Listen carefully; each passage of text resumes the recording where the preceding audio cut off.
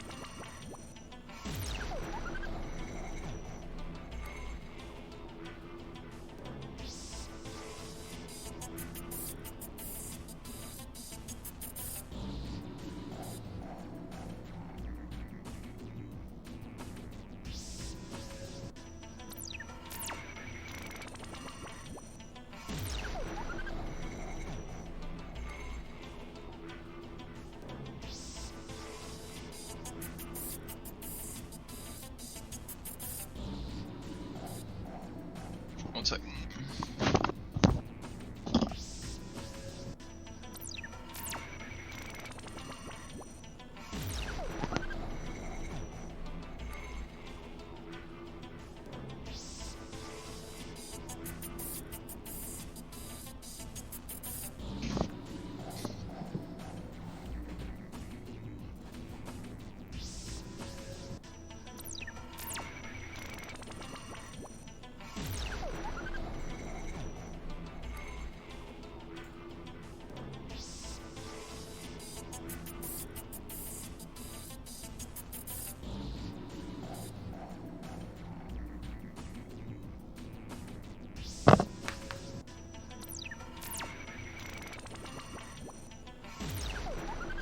How much of a delay are we on? I mean, when we're starting, or the delay from what we say to actually stream? Delay to stream. About a minute, maybe a minute and 20 seconds. Okay, cool.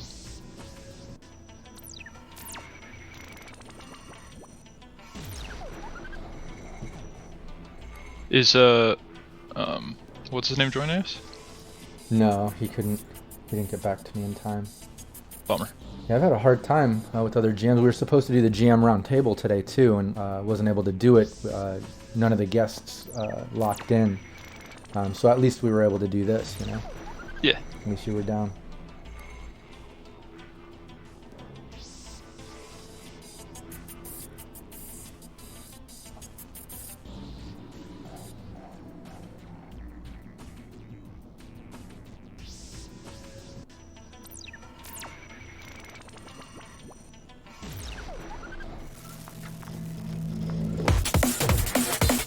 Cyberpunk Uncensored.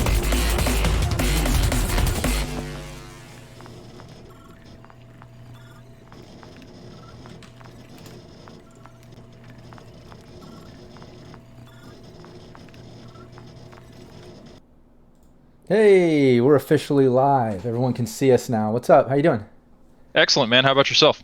Doing good. Hell yeah. Well, I see we already got a bunch of people in chat. I'm excited about that. What's up? Capricious Nature and Eric and is that Celadon, CH? Am I saying that right? Or should it be? I don't know. Hopefully. Celadon. Celadonch. And yeah, Casualty CDG. I've seen some of your live streams. I know you say you're here for Rob's good looks, and hopefully I'm satisfying. Yeah, PWB, what's up? Mr. Bind if you're nasty. Let's see, Surrealist in the chat. What's up? That's awesome. Hey, thanks for the subscribe too, the follow there. I really appreciate that. Oh yeah, Surrealistic. Thanks for the follow. We finally got the alert box up so we can kind of show that off when people give us some support here. I really like that. Yeah, before we get into it, this episode's all about, it's a series. Every episode we talk about Night City, different aspects, things about Night City to help GMs and players expand their game and stuff. Hey, what's up? Thanks for hosting, man. I really appreciate that. But this episode is going to be a little bit outside of Night City. We're going to talk about the Badlands. So it's going to be all about, the Badlands, the wastelands, whatever you want to call it. Anything outside of Night City during the time of Cyberpunk Red. And I know that there's not a whole lot of lore released about, things outside of Night City, let alone even things in Night City. Cyberpunk Red is new, so there's not a lot out about it. So we're going to kind of do some creative thinking. We're going to lean on chat a little bit. So as we talk about different things, if you have an idea or something to contribute, drop it in chat and we'll bring it up and talk about it. But yeah, it should be a lot of fun because we have a little bit of creative freedom because of the fact there's not a lot released about it yet. But yeah, like I said, before we get into all that, let's do a little introduction here. Lobster Falcon, why don't you just take a minute to introduce yourself, tell people where they can find you and all that good stuff. Hey, everybody. Lobster Falcon. I'm a GM and help run Night City Stories. Night City Stories is the largest living community to play Cyberpunk Red online right now. It's kind of like a West Marches style, where you create a character, you can drop on in, and GMs are hosting all sorts of games, all set in the same living universe. So it's pretty cool, and a great way to get your Cyberpunk Red fix if you don't have a home game, or even if you do have a home game and want to check out other types of tables and play in a bigger, more expansive universe.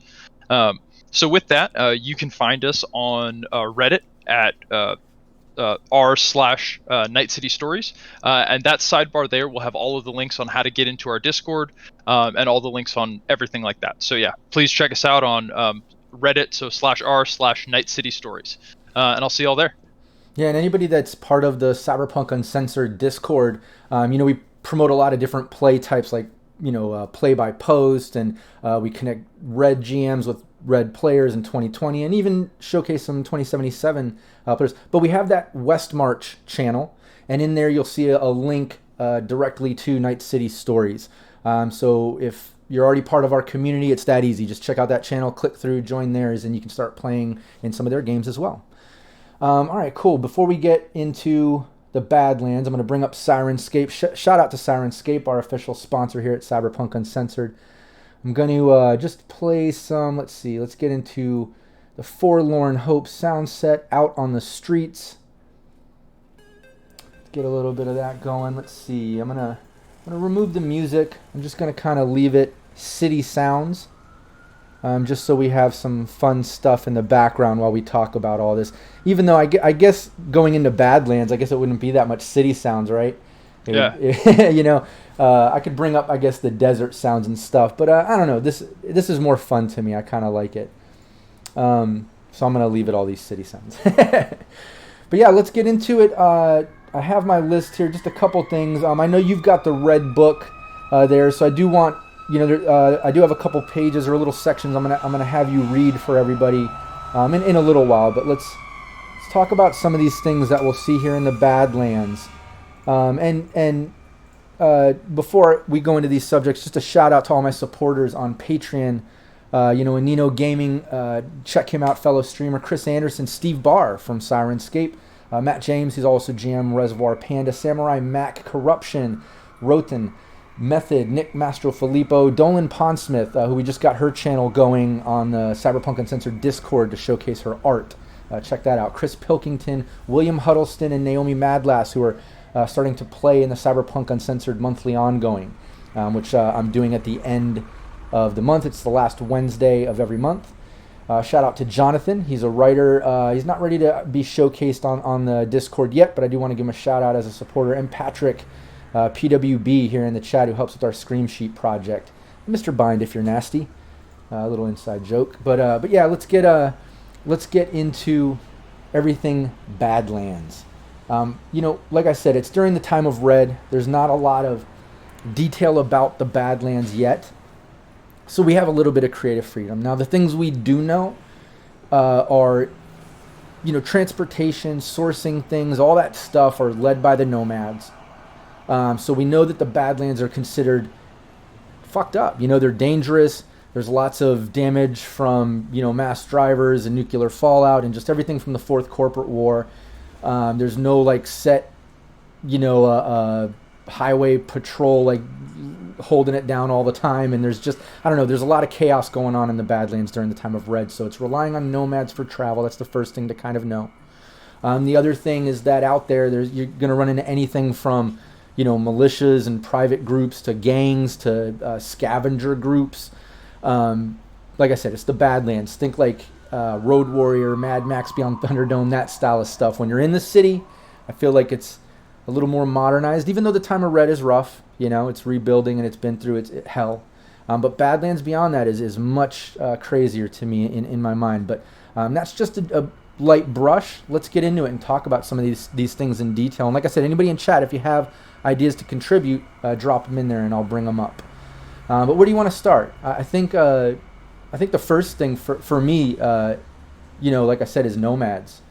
Before we get into kind of the grimy stuff, Yeah, along with nomads, I think the most important part, like you were just getting into, is tone setting, right? And the thing to remember about the Badlands is that if you think about how absolutely screwed up Night City is, remember that everybody is choosing to live in Night City instead of the Badlands, right? So there's the real contrast of how bad and how messed up that is.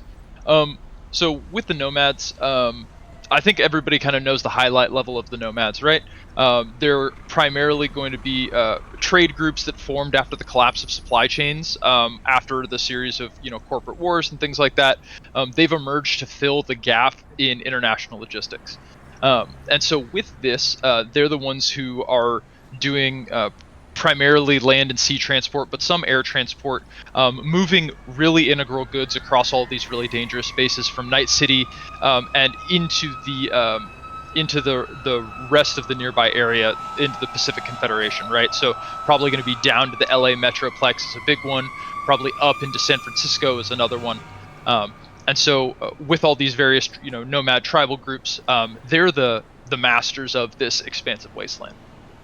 Oh yeah, no, I think well put, and I think it's great to bring up the whole style side of it because it is very important. It's why I kind of brought up. I think Eric just mentioned a couple movies and things that come to mind. Let me just hit that in the chat to make sure I don't miss it. Yeah, he said like Mad Max, like I mentioned, Nemesis, Hardware, Good Badlands ideas, most definitely. But I think that is the most important part because up till now, a majority of everyone's focus, and while we're waiting on more lore to be released, and thanks for the subscribe, I really appreciate that. Yeah, Robert Tables, thanks, man. Well, I think I've seen you in the Discord there, joined us up recently. But yeah, up until now, everything is Night City, which, yeah, shout out, I am rocking the Night City shirt. Every episode, I gotta hold it down now. But yeah, I think, hey, Vampire Bites, what's up? But yeah, it's important to bring that up. Badlands is completely different. Everyone that came to Night City or went to other civilized cities or sectors or whatever, it's to get the fuck out of the Badlands because it's dangerous. You're either living off the wilderness, you need to have that wilderness skill and survival shit going on, or you're living maybe in, like I said, scavenger or booster gang, or you're part of a militia maybe, or if you're lucky enough, you're a nomad. Because like we said, they're kind of got that noble position during Red. They're important, and they're holding down supply chains and travel. But it's all about that vibe, and I think the first thing is it being dangerous. I think no matter what, if you're going to be a GM or a player that's wanting to venture out there, or a GM that has players that want to venture out there, unless they have the escort of a nomad caravan that's kind of helping them get where they want to go, or their group of edge runners is large enough, maybe with a nomad in it, a solo in it, If they can hold down their own, that might work too. But if they don't have that, if they don't have the nomad hookup for a caravan travel, they're going to run into trouble. You got to make it dangerous. So first and foremost, you're entering the Badlands. Think of trying to just survive, like supplies, water, food, trying to, like I said, not sleep on the ground or in your vehicle, and then not get fucked up by like a roaming booster gang or some scavengers or something crazy, some desperate people out there trying to fuck you up or take your shit. Yeah, absolutely. That's what I was going to get at, is the two primary threats, and I think the first and most obvious threat is the environment itself. And so with that, like, as you're out in the Badlands, remember that this area has had been subject to a little bit of nuclear war, a lot of conventional war, asteroids being dropped on various cities, a lot of rewilding, the coming environmental collapse. So you're going to have things like acid rain, destruction of large portions of the environment from biological weapons, from conventional weapons, a loss of a lot of animal life that does stuff to maintain habitat. So, just getting by in terms of finding food, finding clean water, finding clean air, finding shelter is going to be challenging. And I think as a GM, that's really opportunity to make the environment threatening. The environment's really threatening in Night City as well, but it might be a little bit different kind. Oh, and they even have that. Remember in Red, they had, I think, because Robert Tables just reminded me when he said sleep on the ground could be super dangerous. Scorpions, snakes, and stuff, and radiation. Totally, all that fun, creative things for a GM to use. But let's not forget in Red, they even have, I forget the exact rule, I don't have it in front of me, but there's like a DV you have to beat with your wilderness and survival skill or whatever it is, I believe, if you're sleeping on the ground or out in the wild, just to have a normal day the next day or whatever, because if you fail that DV, you get like a -4 to all your actions or 2 or something. I forget exactly what it is, but there's something there. I'd have to refresh by going over those rules. If anyone in the chat knows that offhand, put it in there. But yeah, they even account for that. You have to beat that DV if you're stuck out there without proper sleeping accommodations. What's up, Cyber Smiley, joining us in the chat. Cyber Smiley and Wisdom of Data Fortress 2020 have a bi-monthly live stream with us.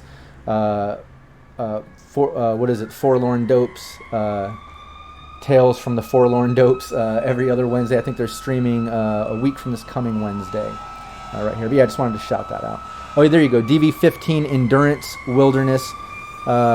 Is it Endurance/Wilderness, or is it Wilderness/Survival? I'm confused. But either way, or maybe it's either one of those you can use or something.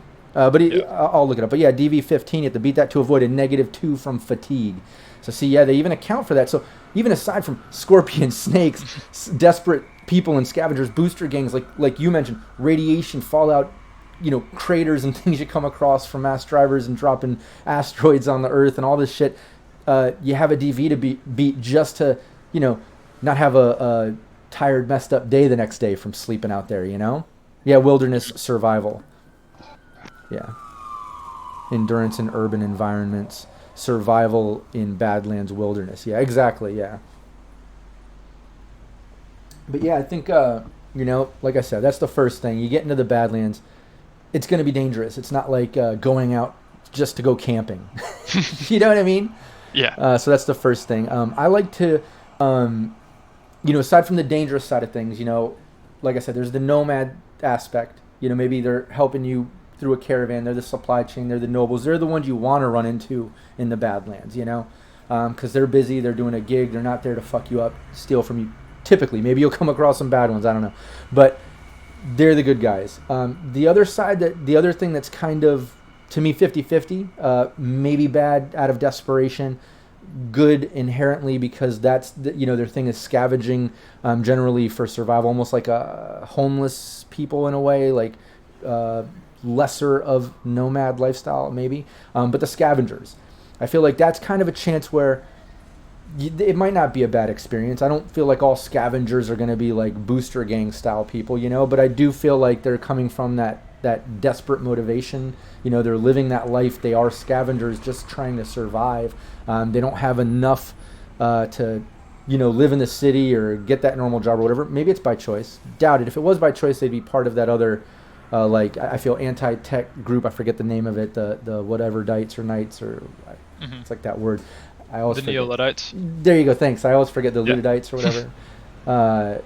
But yeah, I always forget that. But you get my point. I think scavengers are more like out of desperation, So like, there's that chance you might run into them, and maybe you buy some information off them, location, certain things. Maybe it'll be a encounter, a decent encounter. Or it could be dangerous, just because they're desperate. Maybe they're at a point where it's like, fuck, we're out of water, we haven't found any in a while, or this or that, or I don't know. I feel like scavengers could be good, could be bad. How do you feel about scavengers in the Badlands? I think the most important part with scavengers and with like a lot of good role-playing stuff in general, especially in cyberpunk settings, is to remember that they're people, right? And people are going to go through all sorts of different really rapid-fire mental calculations based on their scenario and how they view you. So what do you look like, right? If you're rolling out there armed to the teeth, you don't look like easy prey, and you maybe look like, but you don't look aggressive, maybe they'll ask you for help. If you look like one of the raiders that they just saw kill a town of innocent people, maybe they hide and never see you. So how you present yourself, and then what's their scenario, right? Did they just hit a good stash, now they're scared that somebody's going to take it from them? Are they desperate for something new? Maybe they've encountered something really cool and interesting that they don't have the guns to go get, and they see you, and now it's like an opportunity. So as a GM, it's really your chance to remember that they're people. They have needs, they have fears. And then the players are off-putting, vibes that they're interpreting, right? Oh, they're variable, totally. Yeah. But in general, I think it's a really great opportunity to tell a story of desperate people, generally isolated, who might have interesting experience, who might be a little bit harsher, rough around the edges. And with them, you have a chance to tell really whatever story you want to that makes the most sense at the time. Yeah, I had my team run into some scavengers that were traveling, and they were more like farmer based. They weren't like, the Jode route where like used to be farmers pushed out by corporate, went the nomad route, that sort of route. They went the scavenger route, right? They got pushed out by corp, went that, but less travel nomad. They've been trying to establish, but they keep getting pushed out. They kind of are living that scavenger lifestyle. But I had them, kind of good people, like good farmers are trying to grow food and trying to just establish like, their own little community. And I had that kind of a good encounter, and it was a little role play situation because the team had to get some shit out of a place that they were establishing a little camp, and they didn't want to show that they were pulling money out, and I don't know, it was a whole thing. People can check that out. My beautiful wife's in the chat, Val Mulligan, what's up? And it's actually our anniversary. Been together for like 23 years, married for 11 as of today. So happy anniversary to my beautiful wife, Valerie. Well, Val, sorry for stealing his time on your anniversary day. She's stuck at work, so I won't even get to see her till tonight at 9. So, thanks everybody saying congrats in the chat. Rob, PWB, Eric, thanks so much. But yeah, I think I totally agree, and I'm glad you brought up the variable part of the player aspect, because I did bring up the aspect that scavengers. I feel it's a great opportunity for GMs to go any number of ways, because like you said, they're people. And with them, motivated less by like a booster gang lifestyle or things like that, it is that scavenger lifestyle, which lends to have all the diversities of, hey, what's up? Thanks so much That's so for the cheer and stuff. And thanks for the sub earlier, too, or follow. I didn't catch who that was. We were in the middle of chatting, but I really appreciate that. Thanks so much. Capricious Nature saying congrats. And Robert Tables, thanks for that, for the anniversary. But yeah, I think it's important, like you said. It's not just on the scavenger side, like, it could go 50-50, however they kind of, whatever they're motivated by at that time, controlled by the GM, obviously, but being influenced by the variable of the players as well. It's not just the scavenger's lifestyle, what they're going through at the moment, but like you said, is the team that they're running into, the edgerunners, your players, are they rolling pimp because they got an exec and a media in the team, and they've got like a nice vehicle and like a minion that's, what I mean? Like, are they coming across like they got money? Or like you said, are they coming across like they got weapons? Are they treated like, oh shit, like the scavengers are scared of them? Or maybe, like you said, they want to hire them to help with something because they see that they have some enforcement, or maybe they see them as an easy mark because they look like they have money. But all those things, I think that's great to bring up. The players are absolute influence and can be accounted for by the GM to bring those scavengers to life and influence their motivations of how you're playing them. And thanks, Cyber Smiley, shout out for the anniversary. I really appreciate that. And Vampire Bites giving an anniversary shout out too. We really appreciate that. My wife is a big part of Cyberpunk Uncensored too. She was playing the weekly live stream with Team Nameless, and prior to that, the 2020 Red combo we were doing. But I mean, over a year we've been streaming, doing it, and my wife's been there every time. I'm also helping with promoting and in the community. We're a team. You know, like I said, we've been together 23 years. We do all the filmmaking together. When I was a touring musician, she would run the merch table and hit the road with us. And you know, like we got a film we're doing production design for coming up in a month, and then we do Cyberpunk together. Everything together. We're a team. So anyways, I really appreciate everybody giving us the shout out. Robert Tables, I love every effort to reinforce that NPCs are people too. Hell yeah. No, I'm glad Lobster brought that up. With lives, desires, and they don't just sit around for your PCs to stumble upon. They're doing stuff all the time. Exactly. I have a whole, if you check out the Game Master Tips series I have on the Cyberpunk Uncensored YouTube, you'll see one all about NPCs. And I break that down, and I totally agree. You know, they have to have their own motivations. You have to bring them to life. And if you do that, it's so much easier to kind of roll with whatever the players bring and influence with to the table. Whatever they do, you can easily react by knowing kind of what you have those NPCs motivated by. You already kind of know their personalities, what they're doing, what they're in process of doing. Like you said, they're not just these stagnant things that the PCs stumble across. They should be living their lives. You know, it should be an active world. Yeah, one of the things that Robert Tables mentioned that I think is important and actually fits really well in the context of like SCAVVERS is in a more open world game where you're not like running an adventure path or something like that. When you as a GM drop a hook for a possible adventure or quest or whatever, like you have an NPC tell your players, man, you know, I heard out in the Badlands there's this, you know, hidden tunnel where there's a stash of weapons or whatever. You make up some bit, and the players don't act on it for an extended period of time. Use it as an opportunity to reinforce that the world is real by when they go in there, just have the place cleared out. They waited too long, right? Exactly. And now there's a group of SCAVVERS wandering around who also heard that tip, acted on it 3 days later instead of a month later, and now you can help show this dynamic. That the world is in play and things are time limited opportunities. Oh yeah. I think a lot of time, you know, we play a lot of, you know, Skyrim and Fallouts and those type of games where the quests just remain open until you, the magical player with agency, goes and does something with them. But in a living world like you want to create the illusion of on your table, things happen to other people when you're not there. And unless you take the agency to be there, yeah. That's another thing I love. No, I do that all the time. Those good scavengers that the team ran into. My wife Valerie, I almost said my Val. My wife Valerie was on that team. When they got up there into the mountains and they were trying to retrieve this hidden stash of money and stuff, the scavengers were set up there. But because they hooked up the scavengers with power, the tech fixed the generator and got them their lights on. They were all celebrating because of that and distracted. They were able to kind of get the money out. And then a couple of the scavengers were happy with that and rewarded them like, hey, you know, during our travels, we came across, here's the coordinates of this helix. Looked like some battle. There was some AV Humvees from Militech down and everything was destroyed, but we did see a helix attached to the top. You know, we're not in a battle. You see, we don't have a lot of weapons. We're farmers, but you guys look like it might be interest to you. You helped us get power. We'll tell you where it is. Here's the coordinates. And the team had to get back, take care of some things. I knew that. And they had to get this girl a new life. That's where they're getting the money, getting her a new identity and all this shit because the fixer was after. I knew it was going to take them all. My whole plan was by the time they got there, it was either going to be gone or there was going to be people already in the mix of getting it. So there would have been another conflict to try to get it or to track it or whatever. And then another example, when they broke into a place, they were hired by, and obviously I put the twist of two different corporations they worked for having conflicted interests at this server. But by the time that they got there, there was a security guard when the elevator opened that falls out dead, showing that the world goes on, you know, things are happening around them. Then when they get down to the server, there's other people already hacking it for the other reason, because they work for the same corporation as one of the team members. They didn't know that at the time. So when they fought with them thinking it's something else, now they're killing someone that works for their own corporation because they were doing this against another.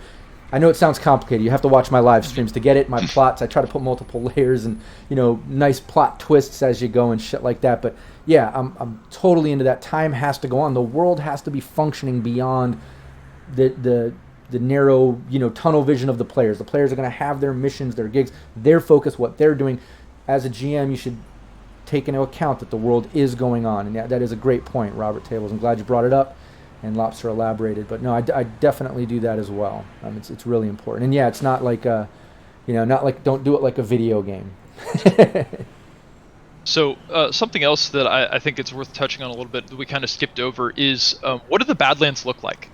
Right? Like when you're describing to players, how are you describing the environment? Right? It's way more fun to talk about, this sun-scorched desert land with ankle-high scrub and only the occasional skittering scorpion across this dead acid-drenched area, rather than just like, oh, you're driving to this location, right, and ignoring the path in between. So I think the easy thing to do, right, is look up, the Badlands on Wikipedia. There's actually a pretty cool article. But for those who don't want to do that, a lot of the like classic westerns where you've seen the red striated mountains and hills with all of like the really low tumbleweeds and scrub brush, those are actually filmed in California Badlands. And so it's really obvious. It's going to be like these big like eroded sharp mountains with all these visible striations, right? So you got all the bright red clays everywhere. You have really short scrub brush all over the ground. And then there's tons of winding canyons, which is what I think makes it so cool and interesting. Where you can, stuff can be hidden and lost in all of these hidden canyons, and they're so hard to navigate that it makes it almost a maze and almost in and of itself. So just make sure to think about like how mountainous and rugged this is, how dry it is, how hard it is to find things when you're talking about the location. And how it changes too, like, as you head to the east, as you get into like the Dixie, there's still going to be the occasional craters from the whole asteroid drop, the high riders and everything that went on during the Fourth Corporate War. Nuclear fallout made areas toxic, but Biotechnica is running like up north, like the whole Oregon area. I forget the exact, I don't have it open, but we'll read from a couple parts here in a moment. But so they have free reign to introduce new plants and wildlife and modded and kind of manufactured plants and animals and shit all in that area. Plus, like I said, when you get out to the Dixie, it's a little more lush. So you might see more green and woods and things and like of that nature. So it will change, but most of it, stemming from West Coast and bleeding into that is I do agree, absolutely going to be more dead, scorched earth, nuclear fallout style, maybe the occasional burned out vehicle or little combat area that maybe once happened years ago or weeks ago or days ago, who knows, but you might even see like a little scavenger camp or nomad camp during a convoy, little things off to the side, like that. I love putting little scavenger depot sort of things in groups outside of Night City. I had one that was like the size of 2 football fields, and it was used to be a dump site. Now where local scavengers that are in different factions come to sell and trade and pool their resources and things they're gathering, and they've kind of built up this like community out there. So I can you can kind of have fun with that too. But getting into the dangerous side. Not just environment and things like that. I did want to bring up a couple other things. Like, let's talk about some, scavengers. Like I said, I feel those motivations morally could go in any direction. But when it comes to like, I feel like gangs, booster, poser, whatever, you think of the city, but there's going to be the equivalent of that in the Badlands. It might not be exactly the same. They're not, dressed in the nicer things. They're not running to stores and robbing people on the street as often. They're out in desperate whatever. Maybe they were scavengers, or they even look like scavengers. Think, like we said earlier, the whole Road Warrior, Mad Max Beyond Thunderdome vibe people, right? But instead of the homeless vibe of scavengers, the desperation of gathering and just surviving, this gang side of survival, I feel, is more on the like morally corrupt. It's going to be driven by like, they have no limitations. It's them versus the fucking world. They're gonna, kill, rape, and pillage, and steal, and fuck up shit. And like, that's how I picture a lot of, gangs out in the Badlands. You're not gonna run into like a lot of 6th Street gangs and like the good guys kind of protecting the neighborhood vibe. I feel like any type of gang, if it's not scavenger, if it's gang, obviously a little difference there, but they're always gonna be dangerous, and you don't want to come in contact. How do you feel about that? Yeah, I think like the easy dichotomy when you're balancing out what to think about is about mindset. A scavenger's first primary mindset is to keep what they have. A ganger's first mindset is to take what they can. And so to me, whenever, depending on who your first, whatever your first mindset is how you slot into kind of like gang versus scavver. And so the gangers are going to be looking for weak prey. They're not stupid. They're not just going to blindly attack like a super armed convoy or whatever, right?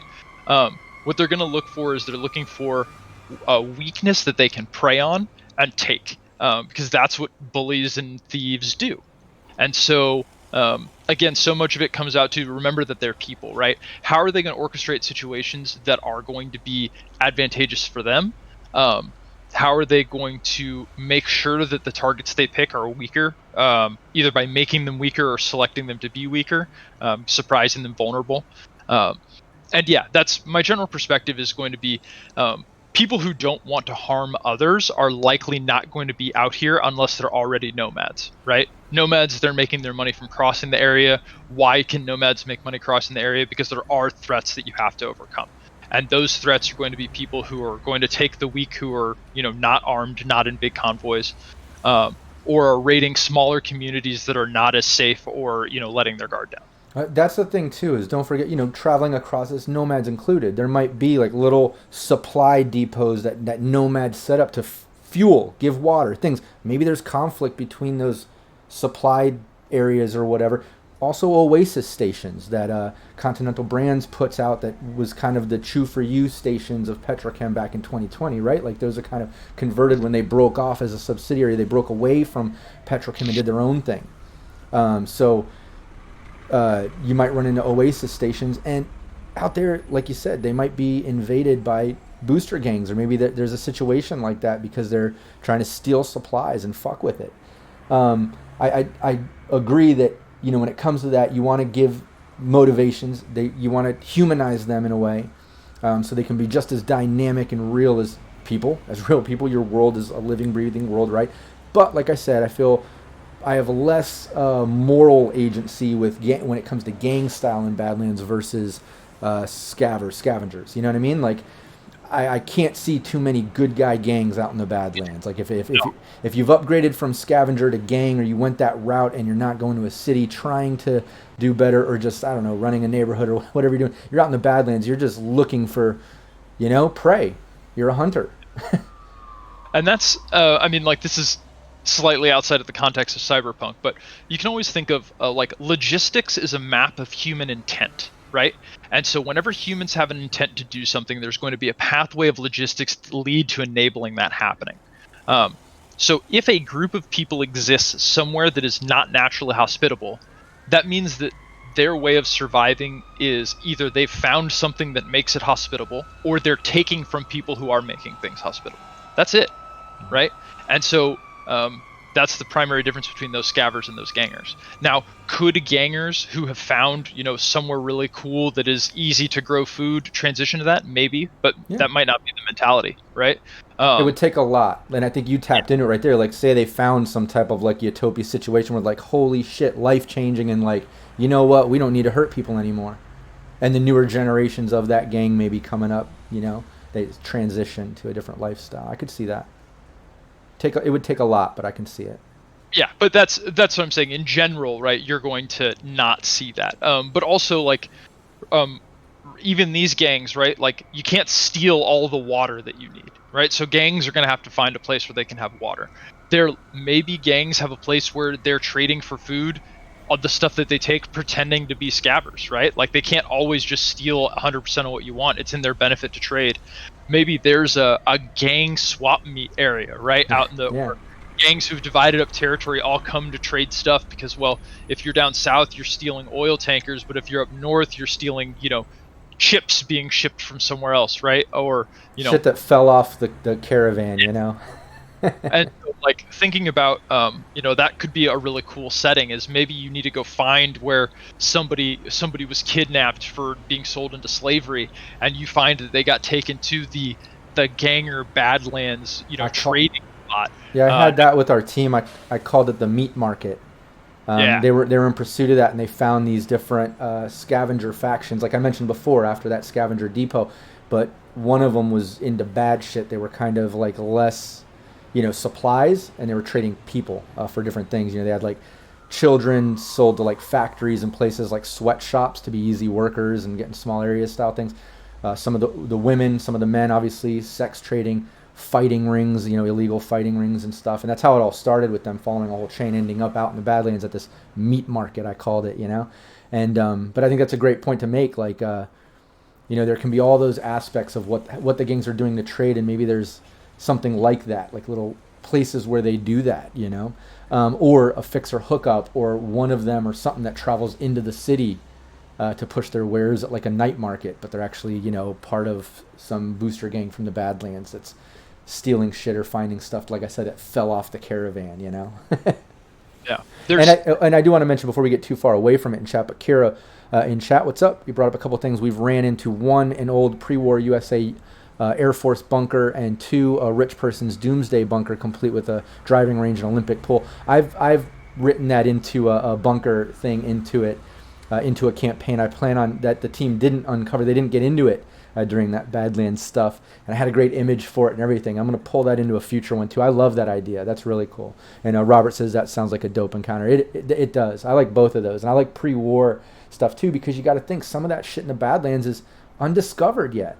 It's a big world out there, and a lot of people have died. It's like and they're living in the cities for the most part. The Badlands isn't so populated. It's few and far in between, and there is a good chance you'll run into some shit that hasn't been discovered yet. That's so yeah, 2 points. One, on talking about like the undiscovered stuff. This is me just rampantly stealing from other sources, but I think the Cyberpunk Badlands is the easiest place to steal from the Fallout universe if you want stuff to give you ideas, right? Like, it just meshes really well in style and atmosphere. So the abandoned bunker, right? Riff on the idea of the vaults. There are things like vaults that exist today in the United States where people are paying for super bunkers to go hide in that lockdown. There's all sorts of different, wild and crazy stuff out there. But it also, the other thing that I think we've missed is that there are small communities of people just trying to survive as well, right? They're not necessarily scavvers, they're not necessarily gangers. Little tiny communities nestled in places near probably a water source that have built up over time, trying to escape from Night City or surrounding communities, trying to stay safe from the gangs. And really, one of the things that's most fascinating is the Badlands around the area where Night City is, which is, Morro Bay, California, has actually had cliffside dwellings for something like 5,000 years. So it is actually can be a hospitable place inside of the valleys built into the walls. So you can build that up as, people returning to the old ways of living outside of Morro Bay, right? Like those, cliffside houses built into the walls. They stay cool when it's hot. There's going to be access to aquifers that bubble up through the stone there. So think about those type of communities, and if it makes sense to nestle some of them in hidden away for you to either find or make contact with for your players. Oh yeah, and like you said, heavily based around the resources, especially focusing on water. I think that's a great point to make, because, like you said, you can't just buy enough to survive if you're a group, and that's a lot to transport. You have to drink water daily and shit, so that's a great point. Capricious Nature here, and says, a major issue to note: if you have highly valuable or military grade items, you're a huge target: vehicles, weapons, tech, and goods. That's a great point. Like, you want all that to get through the Badlands, right? Because you want to be able to get through sticky situations, but it's kind of like by having it, you're drawing that attention too. It's like if you're low key, you look less of a target. Like, fuck, they don't look like they have anything worth taking, but you want enough to protect yourself. But the more you do, the more you look like you have shit worth taking. So that's a great point. It's totally true, but it's kind of that catch-22. Like, you're damned if you do, you're damned if you don't. I would rather do than don't, because if you don't, like, no matter what, they're going to at least want to, like, take your vehicle or see if you have something, or I don't know. I would rather be heavily armed, make sure I have, like, a solo, a nomad on the team, that sort of situation. And based on what you said, I think about the cave dweller thing, I think that's when that comment popped up, but Robert said they're weirdest homeowners association ever. I like that. But yeah, a good thing to bring up here, aside from scavengers, the random roaming gangs and stuff, the nomads that are holding down, supply chains and travel and all that, there's the established federal government, the Pacifica Confederation. There's, militias that are running both of those factions, plus independent ones that have broken off doing their own thing. So aside from kind of the crazy Badlands stuff, there is a little bit of feeling of civilized organization, but it's all to me it feels very military based, obviously, because the Badlands it's dangerous. But I did want to talk about that because you got the whole Boston, Washington area, which is the whole Boswash, they call it, and then they've got the Boswash corridor, which goes from New York to Miami, I guess, which is their supply chain that they really heavily protect all of that because that's their main federal government area. Then you've got the northwest, I should say, Northern California and all that, which is the Pacific Confederation. And anybody correct me if I'm wrong. I'm just going off memory of what I was reading, but there are a couple things I'm getting at here. I just wanted to lightly touch base on this.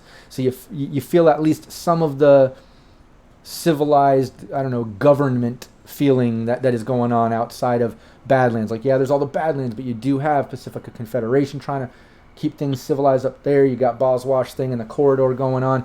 It does mention everything past Mississippi, I imagine, till you hit that Boswash corridor all over there. They kind of refer to that as the Wild Wild West feeling. So I do feel that. They say independent militias run it, and you might run into stuff like that. And I want to talk about that in a minute. But before we dive into those things I mentioned, would you do me a favor and just read a couple sections from the book? Yeah, sure. So we can just get that information. It's page 258.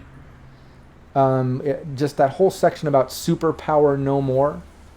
And then right past that, I think it's fragmented America. I don't know if that's what it is, but there's the superpower no more and then the fragmented section. Both those sections have some great information. Yeah. We're on 258 of the CRB. All right.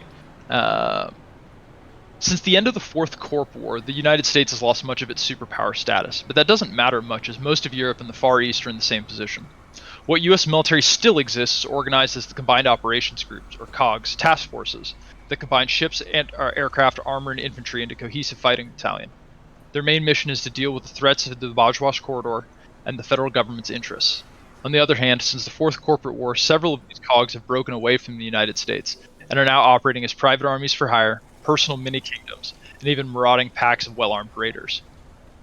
In many ways, the United States is very much as it was in the late 1800s, a civilized East Coast controlled by the federal government in Washington, D.C., and a wild west of independent territories east of the Mississippi, and an unincorporated West Coast from Seattle to Mexico. The territories are pretty much on their own, hiring local militia or mercenary armies to keep the peace, while the sprawl of Night City is maintained by its own system of interlocking local factions and power blocks. The United States government is still primarily centered in the Boston-Washington corridor, aka Boswash, that extends from New York to Miami, where it operates as an effective regional government, much as the regional councils do for Night City and the Pacifica Confederation. The branches of the federal government still operate as before. There are legislative, executive, and judiciary branches, and they have little or no effect on anything past the Mississippi, and their members come almost exclusively from the eastern near Midwest. Yeah, and is that the end of that section? Yeah, it goes on to discuss the president after that. Okay, yeah, because I want to talk about the next one that's titled Fragmented something or whatever. But before you see that section? Yeah, I just did Fragmented America. Okay, with the superpower no more, you did both of those? Perfect. Yes. Okay, yeah, because my main point there was I wanted to talk about these militias because the first thing you see there is there's not different divisions of the military or brackets or whatever. What's the right word? My mind just went blank. What do you call it? Navy, Air Force, Marines, the different... Damn, my mind went blank. There's a word for it. Any ex-military you might know. But yeah, in this case, these militias, they have a little bit of everything. They're these little, group branches, thank you. Little groups of militias that have a little bit of Air Force, a little bit of ground military, maybe a little water support, but it's these little groups, and I think that's what's probably just as dangerous as these gangs, or could be at least just as sticky of situations. The power behind, maybe a gang encounter, maybe morally it might be a little different, obviously. Might have more diversity and more options for what they're motivated by, same as scavengers, right? Because very humanized. But dangerous as hell because they're gonna have a little militia with them. It's gonna be a little militia. They're gonna have a little mini army and all these weapons and vehicles and stuff. So that's another thing. Crossing Badlands, it's not just gonna be these random groups and things. You're gonna run into like slightly organized militias, and that's dangerous. And I can also see that crossing borders. I know that in Red they don't really lean heavily on like IDs, your whole like what is it, the state issued number and ID card and all that stuff. Like it's not required, like it's very flexible because you might get an ID with this nomad family or this city or this, and like tomorrow they're not even there anymore, they've been wiped out, so like they don't make you do that. But I could see that aspect coming into play as like maybe you're entering a different city or crossing a border, a private militia, whoever's protecting might check you out, and yeah, it's not required, but where are you from again? And you're coming from Night City. Okay, so what exactly are you guys transporting from there? Like everybody knows Night City's kind of fucked up. It's like the international waters of cities, right? So you get my point. I think these militias, it leads to just as much chance of encounter, like type of encounter as scavengers, but even more dangerous and serious as gangs and more. What do you think about militias and all that? So the first thing that comes to mind is if you want to like inspiration for creating the setting, if you've played the Wasteland games, specifically Wasteland 3, thinking about the Rangers and how they operate as like a regional militia for kind of a post-apocalyptic world makes a really great example of how they might operate. What I think about militias is, one, I think it's a perfect opportunity to present players with an object they can't shoot themselves past, right? It's like you're driving on the road and suddenly there's a big reinforced, wall in front of a highway, and it's this militia that's set up, and they're former U.S. military, and they have a couple of big old 50 cal machine guns or whatever that will shred your vehicle to pieces, and there's nowhere for you to hide. Like, I know it's a great. They want to loot you. They just want to tax you what they normally tax everybody. Yeah. Are you gonna go up and are you gonna be polite to these dudes in power armor with big guns who are gonna be like, all right, well, pay us, 5% of your product, that's our normal tax, then you can go through our toll road. I think one of the most interesting things is presenting obstacles to players that they can't shoot through, because it really makes people think. It forces good role play. Good role play. It tends to lean away. You're going to force them to lean away from combat because they know they can't just fight their way through. They've got to be creative. They've got to get tricky. Are they going to try to, tactfully back up, pull a stealth thing and try to get around, find a different way? Like you said, are they going to talk their way through? And how is that going to go? Is it going to be, like you said, the polite route? Are they going to try to fast talk and lie their way through, or just straight up tell the truth and try to be nice about it? Or, and then again, it's also depending on how the GM's playing that militia at the time. How are they driven? Is it just a simple cut and dry? They're real cold and tired of being out there, and they just want their percentage that they have to collect for their group, and they're not willing to flex, be flexible? Or are they driven more by like corrupt, like, hey, actually boss has been taking care of some shit for the past few days up in whatever city, and we're kind of running this on our own. Tax is 10%, not 5%. You know what I mean? Like, so is it different things like that? And maybe the players have a chance to do a little human perception to tell they're lying or something, and then, I don't know. I feel like you said, it's a great way with militias to show the players you're not able to fight your way through. You're gonna have to do some role playing and be creative right here. And like, think about kind of armed independent groups historically, right? What they tend to do is they fall into a couple buckets. One is they loot and pillage and go back to a safe spot, right? So if the militia is not looting and pillaging and going back to a safe spot, they're likely being sellswords or hired guns or whatever for another group to go do that kind of thing, and they're getting paid. And if they're not doing those two things, generally what groups of armed people do is they find a vulnerable group and become their protection, whether they wanted to or not. And so a lot of times, if you're going to see this, an armed group will set up outside of like, one of those independent communities we talked about earlier. Maybe they have like a big well and they have multiple functioning greenhouses that were well hidden away.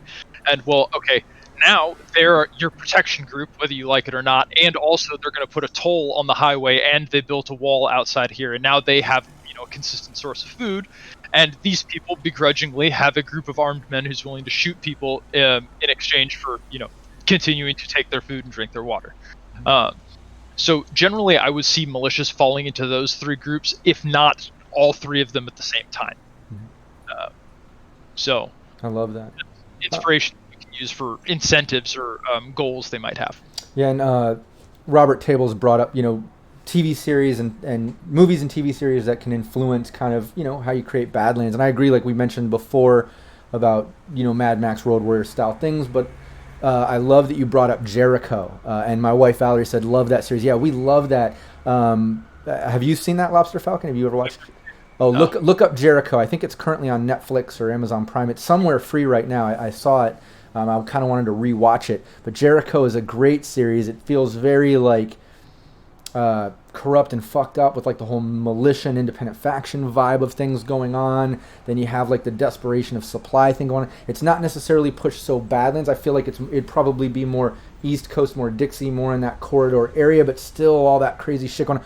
Watch it. It's a great series. And they actually, Robert, I don't know if you're familiar, but they continued on. They ended that series on like series 2 or 3 or whatever, but they actually continued the series in comic book form. I have it. The comic books, but you can look it up, and the story continues in comic book form. Really cool.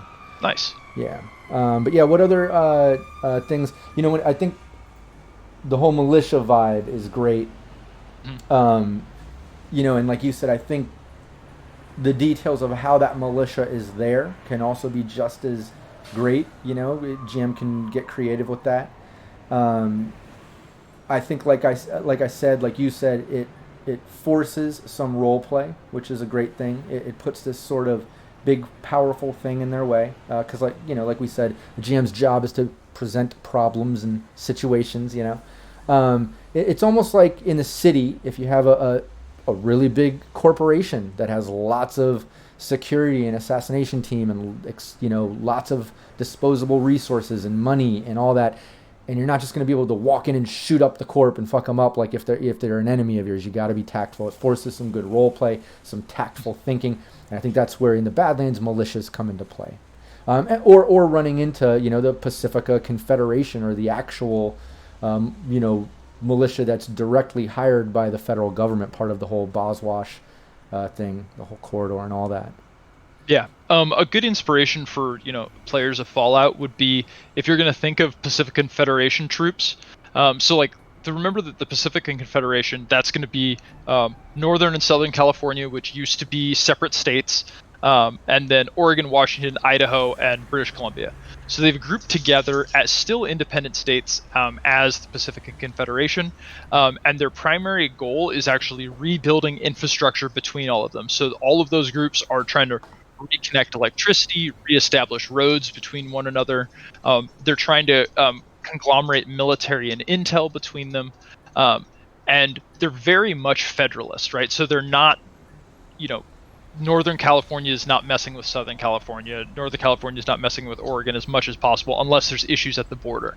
But it's very much seeing that they want to reestablish trade, sharing of resources between them. Northern California and Southern California are basically on either side of Night City, right? And their border is kind of right in between, but there's so much Badlands, empty space around Night City that they don't venture up there too much. So in that case, if you want to represent them, really think about NCR. Yep, there you go.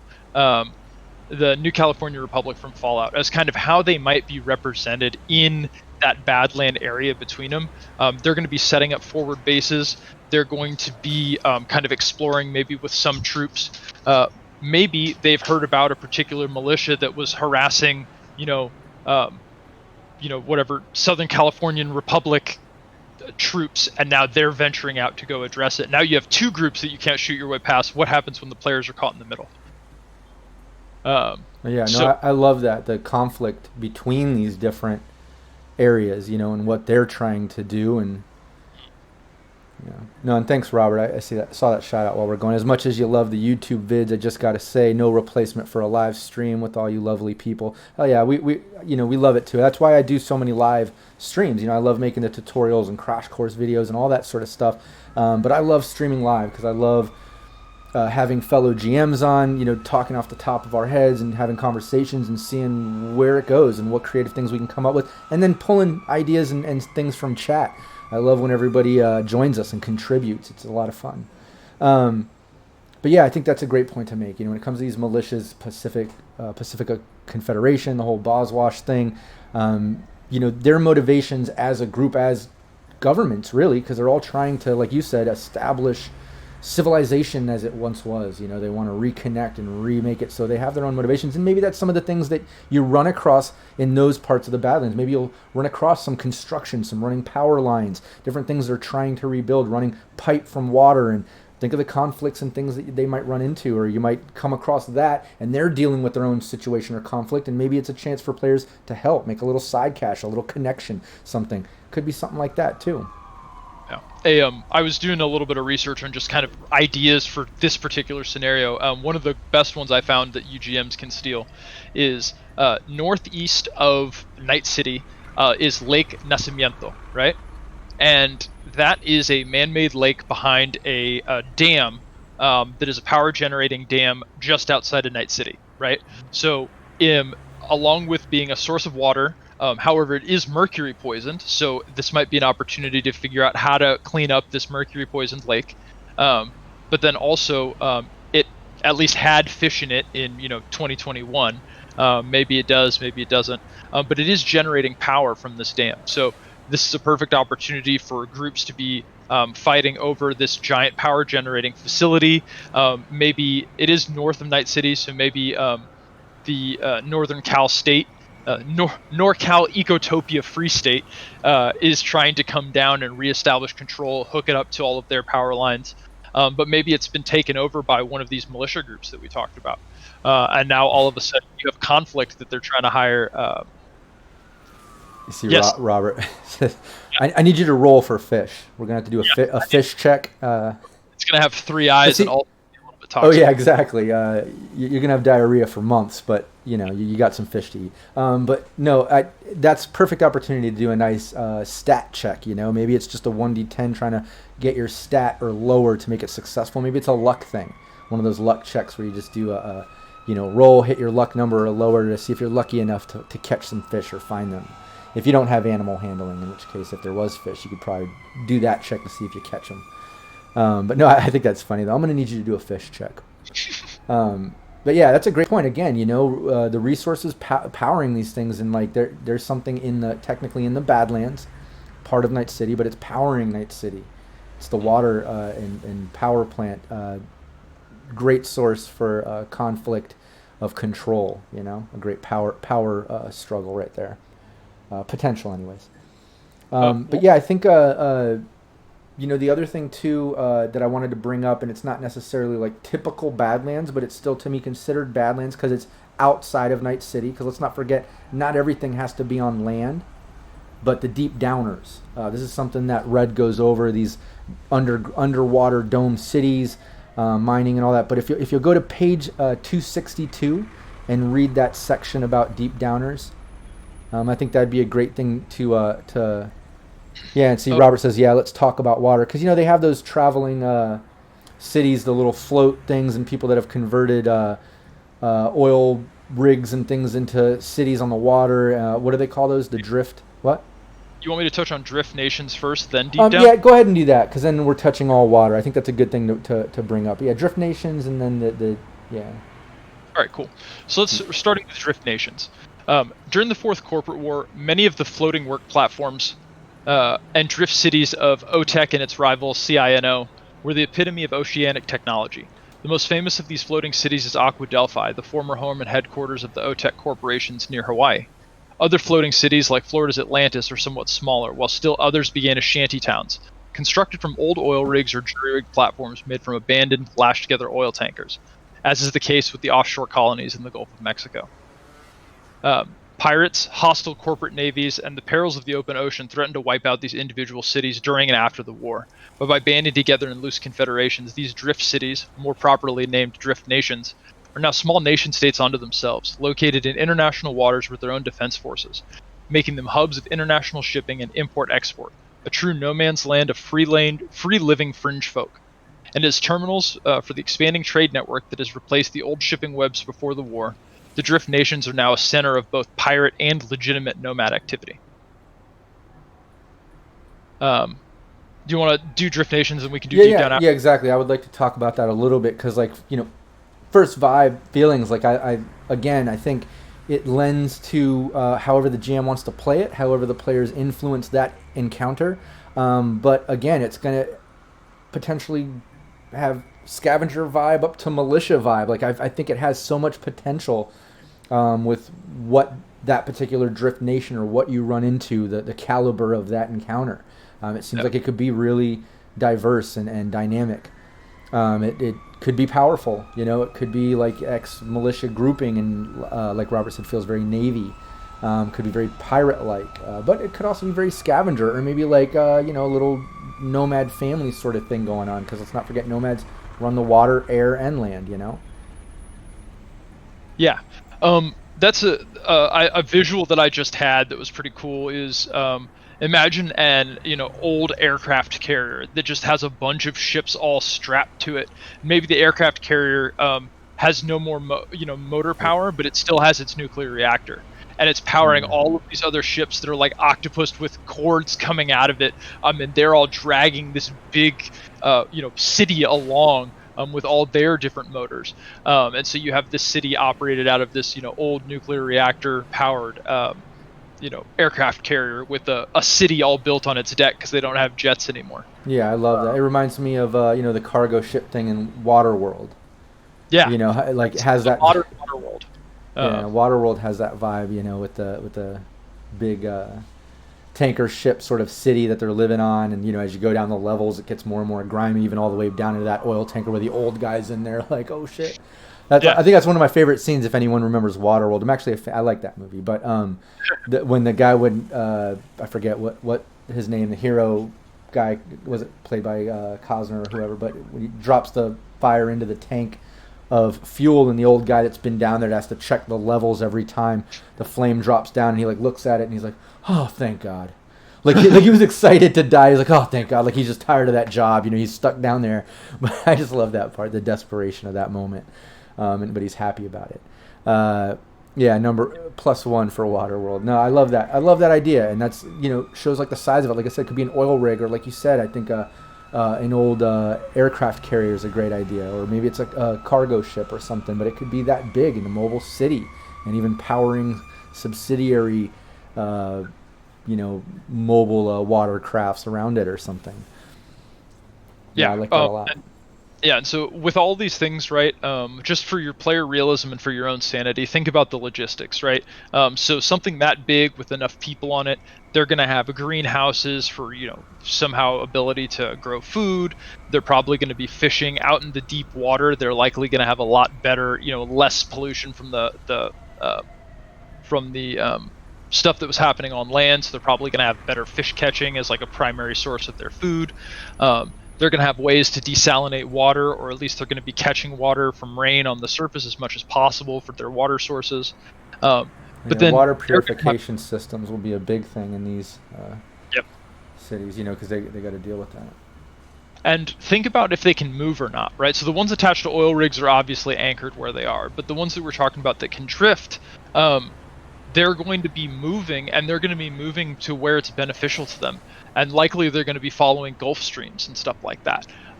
So maybe they're going, up the coast to where the water is. They're following the Gulf Stream where the water is warm all the time, because it makes it easier to navigate.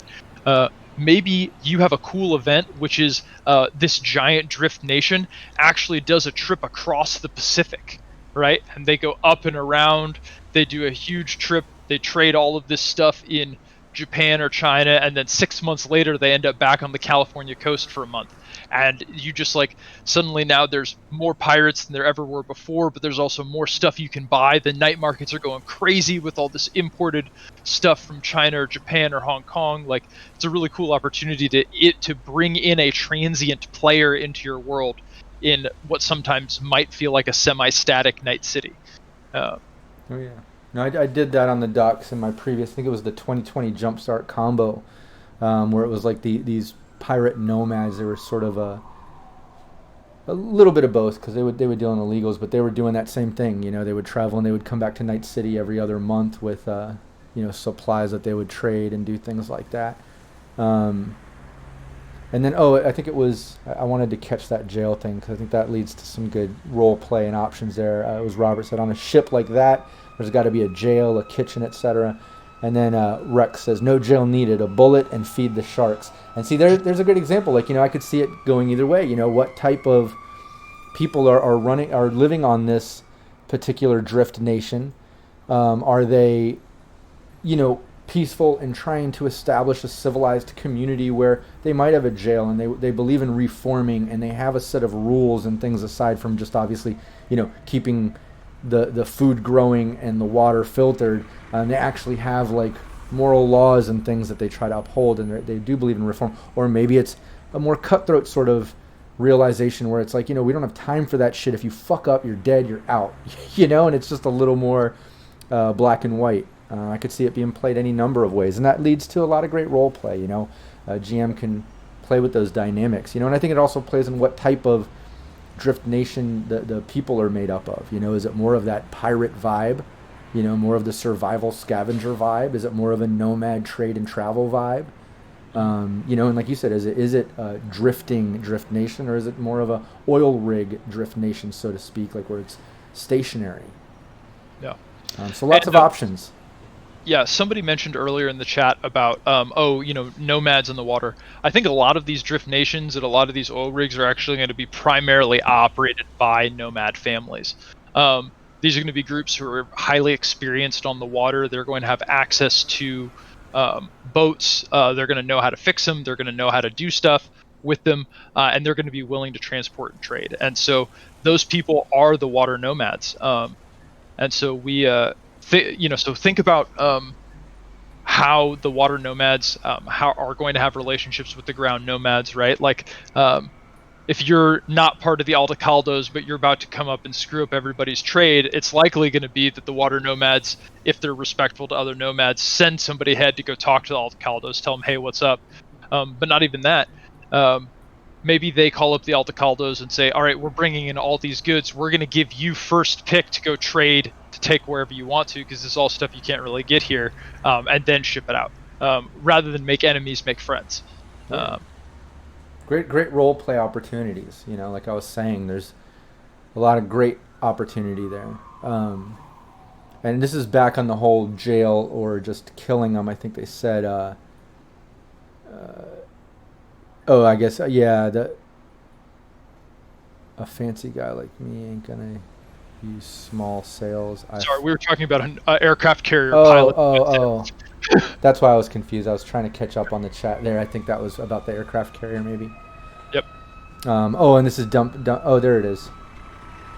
It would make sense.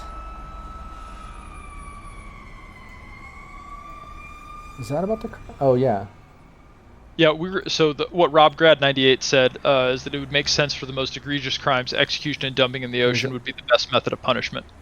And we were just talking about the response to whether or not the how crime and punishment operate on those things.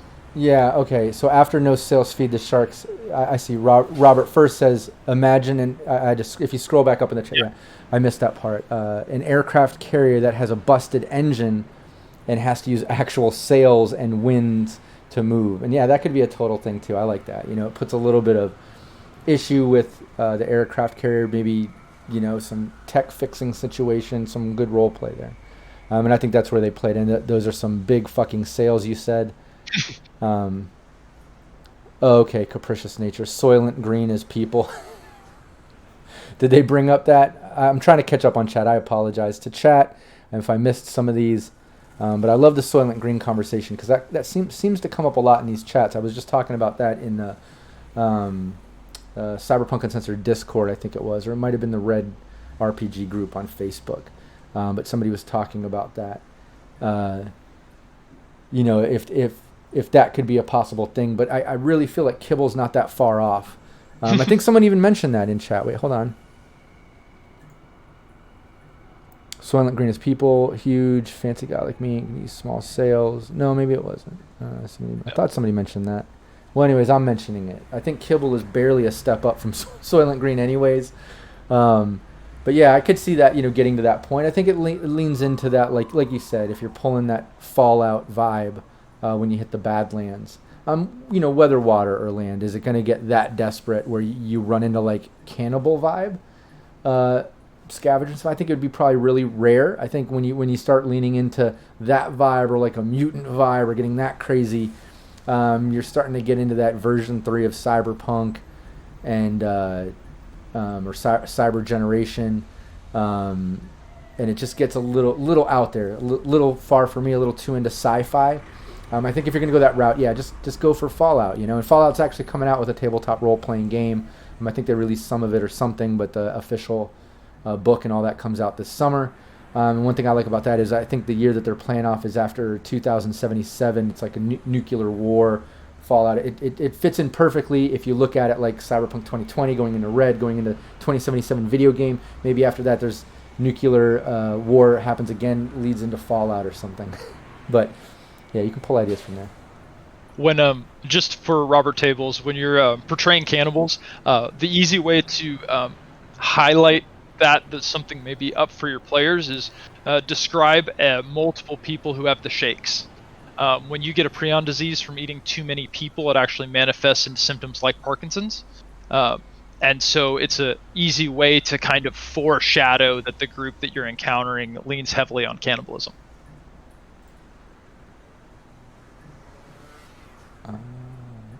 Okay, Rob, grad on an aircraft carrier with a working nuclear reactor. That would be a game changer, and it would give the Drift Nation a powerful bargaining chip. Oh, definitely, yeah. No, if I feel like if the Drift Nation is of that caliber, that they have a big aircraft carrier, a nuclear reactor, and they're powering stuff, it's the equivalent of a city. They do have some power. They have some leverage there, especially to fellow Drift Nations that maybe don't have that sort of power. Maybe there's a whole hierarchy going on the water that's based on that. Okay, I see you replied. Yep, that would be an incredible asset. So I'm catching up on the chat. You're already there. Sorry, chat. I just wanted to bring it up. Yeah, no, and I like that Shakes idea. It's some great foreshadowing. If that's an exact. If you've seen, influence of gosh, people. I think Book of Eli. Book of Eli does that same foreshadowing, right? Where the family. They've got the shakes going on. Yeah. And that is a symptom of extended consumption of human flesh. I don't remember if it's directly related to prion disease or missing an essential protein, but it's one of the two. Chat, you have any other questions on Drift Nations? I think it's a great space for people to introduce their own pirates or do kind of an extended pirate section where you're either fighting off pirates like as a hired gun or investigating a giant Drift Nation ship or something like that. And definitely I like Robert saying I think eventually insect farming would be a reasonable thing at that time, 100%, because cockroaches are going to live through all that nuclear fallout and stuff. Might as well start eating them, But yeah, no, I agree. I think let's move on to the deep downers because I do want to talk about that. I think it's really interesting, some fun ideas there. But as always, chat, if you have any ideas based on the Badlands, whether on the water, Drift Nations, out on the land or whatever, anything, bring it up in chat. We can flip around subjects. This is anything and everything Badlands, land, sea, and air. Anything outside of Night City we want to cover. So anybody has any ideas, put them in. But if you would, I think it's page 262. Yeah, the deep downers, if you want to read that. Sweet. All right, the deep down. Over the past 2 decades, the corporations expanded not only into space, but into the ocean depths as well. The web of deep-sea domes and facilities were scattered across the continental shelves of most of the continents, with even some very secretive ones located deep in the Atlantic-Pacific trenches. The domes varied greatly in size, ranging in capacity from 20 people up to as many as a few thousand. Besides the many research domes, there were semi-submerged green farms where krill and cryptoparlin, 2 essential items in Crypopaplin, whatever, 2 essential items in day-to-day life were harvested and processed, in addition to more exotic seafood. The other major subsea industry was deep-sea mining for rare and valuable minerals and oil. An extremely dangerous profession, although technology made the work far safer than several decades ago. Working and living in these undersea facilities gradually became the everyday world for several thousand people, who began to refer to this community of subsurface cities as the Deep Down. During the war, the Deep Down survived by cutting any links to the surface and becoming as invisible as possible. Dome dwellers developed active camouflage systems that hid their locations from prowling combat subs and their weapons.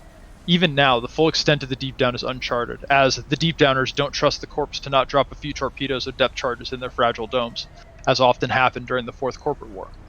Only recently have they begun to forge tentative links with the Drift Nations, whom they use as a safe go-between with the NOMADS and other non-affiliated groups. All right. Yeah.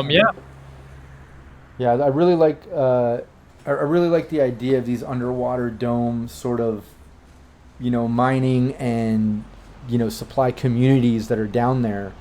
To me it feels just like the Drift Nations, just like if you were to come across one of those maybe scavenger groups that have established like a faction or something like that's not traveling anymore, out in the Badlands. It feels like potential for a whole other bureaucracy, or however you want to word it, a whole set of society,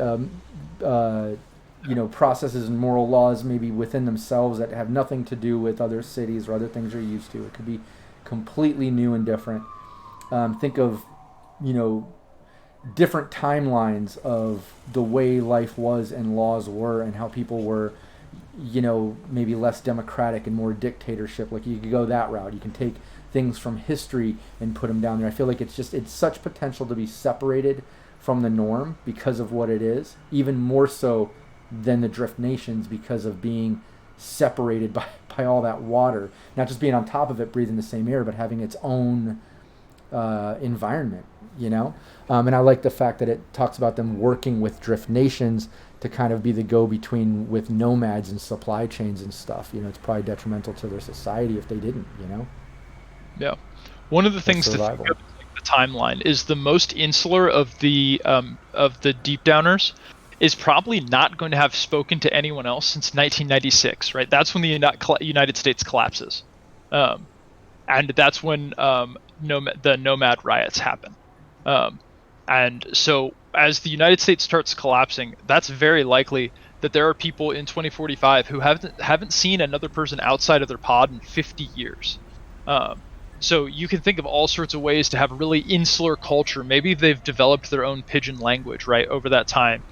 Maybe that's a group that is so concerned about inbreeding at this point that actually the reason they're reaching out for others is they're looking for new people to add to their population to mix up their genetics. Again, very Waterworld. Yeah. They did that in that movie. Yeah. So, like, there's all sorts of different ways to think about what are the unique situations that are around a group of people that are hyper isolated in a really dangerous area, which is deep underwater.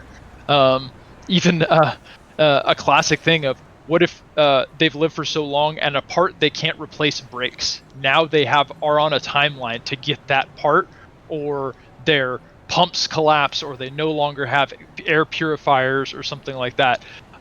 Maybe that's where the edgerunners who are playing with a Drift Nation get a call being like, all right, we need you to go and we need you to get this part, and this part is not for sale. In fact, the only place we know of this part is inside of a Biotechnica research facility, and I need you to steal it, and if you don't, 3,000 people die. That's like a cool, a cool thing where you're actually the good guys, kind of, but, in that gray area where edgerunners normally live. Yeah, again, it's the survival, it's the, supply of their resources. Think of their water purification, air purification, whatever they need to, however they're dealing with food. If they're underwater, think of not just the oxygen aspect, but fire, things that they have to deal with. So there can be all kinds of interesting things there. And I think one thing you brought up, which is kind of fun too, because I don't picture it as separated, because obviously through 2020, it wasn't until fully after that, the Fourth Corporate War, that supply chains, communication, things really fell out. The whole rabbits thing, the internet, everything went then. But I do like the idea because of back in, when was it, 90, what did you say? 96. Yeah, I do like the idea that maybe there are some that are completely disconnected, even from back then. Like even during, the 2020s leading up to Fourth Corporate War, there might have been some from prior that had that disconnection, and they're completely autonomous. They're their own society and their own self-sufficient sort of thing. But I actually most of them would have locked down in 2000, right? The wasting plague hit the U.S., killing millions. In an insulated community like that, you have to lock down, otherwise everybody dies. So I think at a minimum, and they're forced to be locked down. They're stuck that many, miles underwater, or depending on where they are. But Yeah, Capricious Nature brought up. I actually have two things from chat. So Capricious Nature brought up there's a good chance the players might run across the wasting plague or carbon plagues out in the oceans or underwater. Imagine if you stumble upon a group of people inside of one of these domes, and they all have the wasting plague but didn't die from it. Now you have a whole group of carriers. What do? They need stuff. They need to contact people. Now you throw your players into position. If you unleash the wasting plague again, you could kill millions of people, right? But they're also a hybrid version too, Yeah, maybe it's a new mutated version that didn't kill them because of for some reason, but suddenly they COVID-45, man, the bad shit. Yeah, Robert says one bubble still has COVID-19. But yeah, the wasting plague is much worse. So imagine you can have that scenario where this isolated community has wasting plague. How do you deal with it? Do you just ignore them? What if somebody else stumbles upon them? The other thing I want to bring up from chat is Robert Tables asks, so like, what do those connections look like? I was going to bring that up too. Okay. So there's a couple ways to do it. One, you could think of a standard like RF communication. Imagine that they have a way to reel a buoy all the way up with a connection wire that's a hard line that comes down to them, that they can do transmitting signals from.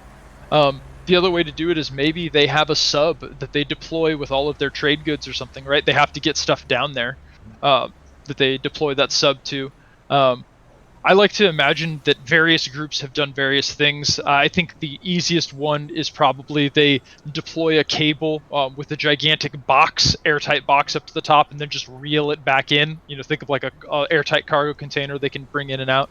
But also like a transport sub up to the surface would probably work. So you could either do the people connection, you could do the radio connection with like a floating tower or something like that. Maybe they just have a surface tower buoy that permanently lives out there that they use to listen to radio signals for. I was going to say all of those. It's funny. Those are my three that I was going to mention. Some type of airtight cargo that's tethered that is on some type of reel or something. It just can cycle when they need it to bring supplies, or a transport, or both. They obviously would need some type of transport, whether it be how they got started down there, how did they get there, or unless they were just dropped off and stranded, or they have that for emergencies, how to get the hell out, if they had to ultimately. But with those supply chains, I picture it the same way. Like even if it is an established buoy line of communication or something that's broadcasting for them to connect to other radio signals in nearby drift nations or travelers or whatever, regardless of that communication connection, they're going to have to get the supplies down there one way or another, and that's where that airtight cargo comes, or some type of transport. I like the cargo idea because it's going to be more regular. The transport thing, I think the people aren't going to want to get out of there. They're going to be their own ecosystem, their own society. So I like the idea more of it being this sort of cargo container thing or whatever. And what's up, G Shields says hi to all. Enter the chat. What's up? Thanks for joining us. An idea for you to pick on if you want a way to drag your players into somewhere like the Deep Down. If you have a lawman or somebody who's kind of known as an investigator, imagine a fixer reaches out to your group and says, all right, we've got a serial killer on the loose, but it's in a place you've never been before. And their contact reach out to them that in this underwater Deep Downer thing with 2,000 people, there's a serial killer and they don't know how to hunt it down. And people are starting to get scared and panic, and they want to address it as quick as possible. So they go and get some surfaced edge runners to go try and hunt down this brutal serial killer in the underground or the Deep Down. It's funny. I had an idea for that on oil rig, sort of drift nation idea, but I like the deep downers more because when I started reading about that and getting into it recently, and re-getting into it for this episode, I was like, man, it's really interesting. And now that you push that idea into it, I'm like, oh, I might drop the idea from the rig down into that. It's just that much more of an environmental change, more fun. It's just more interesting. And can lean into some interesting role play too, because like we said earlier, what is that societal dome like? Because it's not like all of them are the same. It's not going to be exactly like Night City. How long have they been down there? Are they detached? Are they running their own laws and things now? Are they separate? There's so many options. We already talked about that. I just wanted to reiterate it. And G Shield says, thank you for discussing the issues in Cyberpunk. Hell yeah, check out all the series. And anybody watching the live stream, obviously we live stream them here on the Twitch all the time.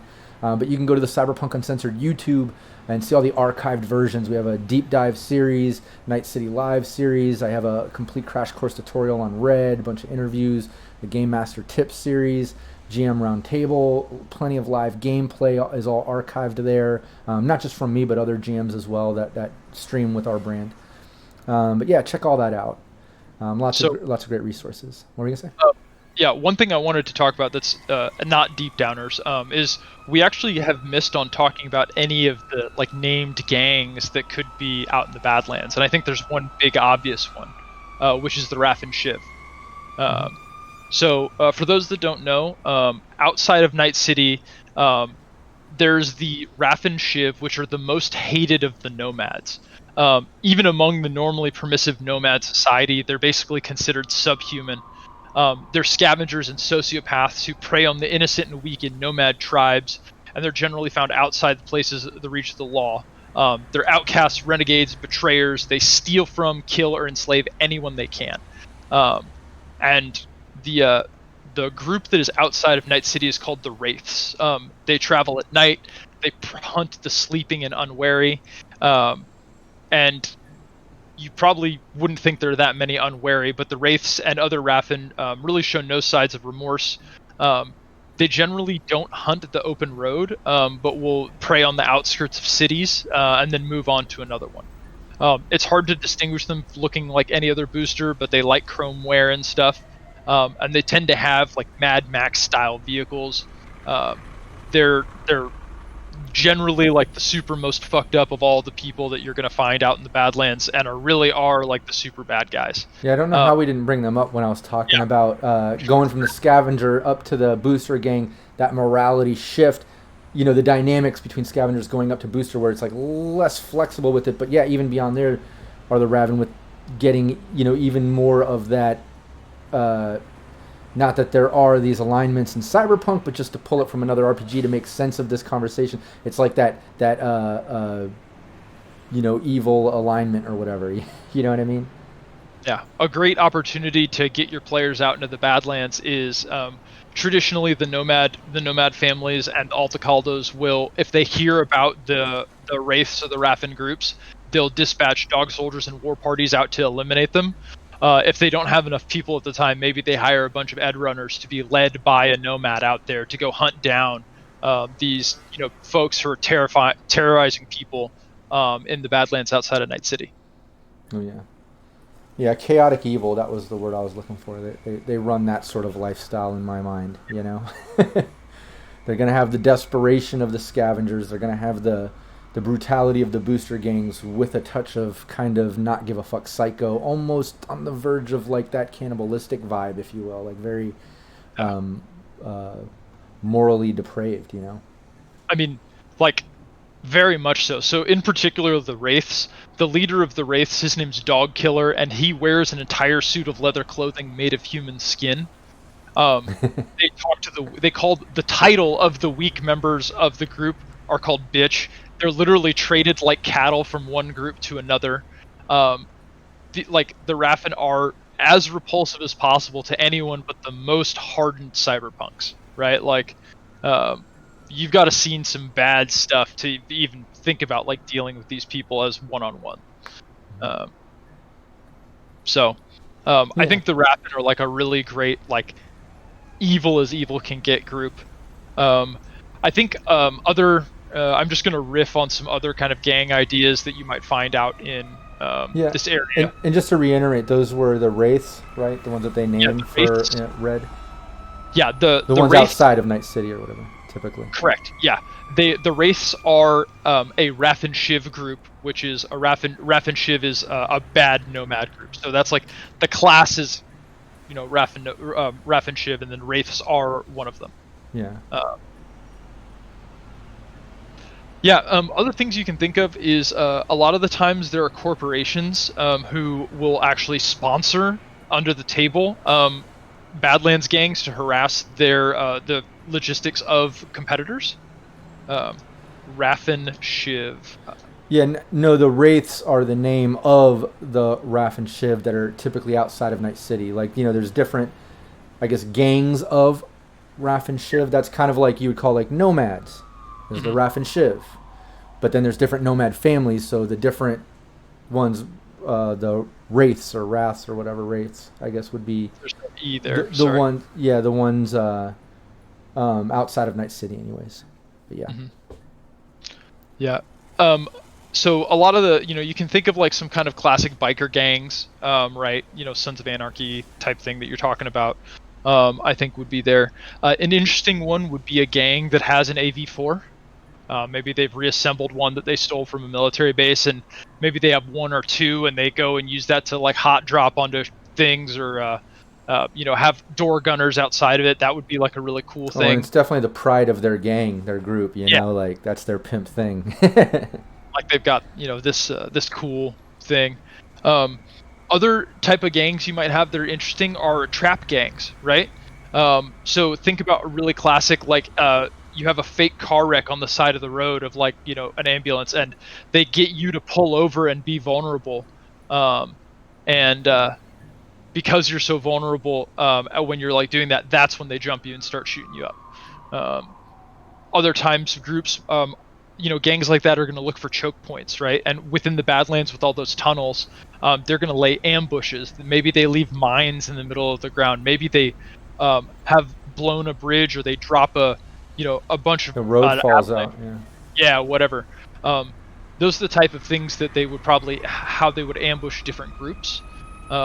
And you can think of all sorts of different reasonings behind them. Maybe there's cult psychos who live out there. Maybe they're one of the mercenary groups that we talked about, or a subset of them that isn't as big enough to be a militia, but they've got all the training that they need. Maybe it's just like a weird psycho family that's super inbred after living in the California Badlands for 85 years and reproducing with captured slaves and stuff. And they're just like, you could use Hills Have Eyes nutty psycho stuff as they charge out of the hills with machetes. Yeah, I think Robert or somebody mentioned that film earlier too. It's very Badlands vibe. Yeah. Absolutely. So yeah, all sorts of things you can do. It definitely is whatever vibe is best for you, I think, and what makes sense as an opposition in your game. But if you ever need a real bad guy in the Badlands, just start with the Wraiths. They're canon and they're pretty horrible and easy to hate. Exactly, yeah. And no matter what it is, like, the Badlands are going to be just as dynamic and have just as much opportunity for role play as action, or whatever the GM wants to have happen as in the city, right? Like, in the city, not everything is evil, not everything is good, but you might have NPCs you can get favors from or work with just as much as ones that might fuck you up, or enemies trying to kill you. Big corporations, small booster gangs, bigger booster gangs, like, the fixer that's a thorn in the side talking to the mob boss over here that's gunning for you, whatever. Good and bad. It's going to be the same way in Badlands, just with different,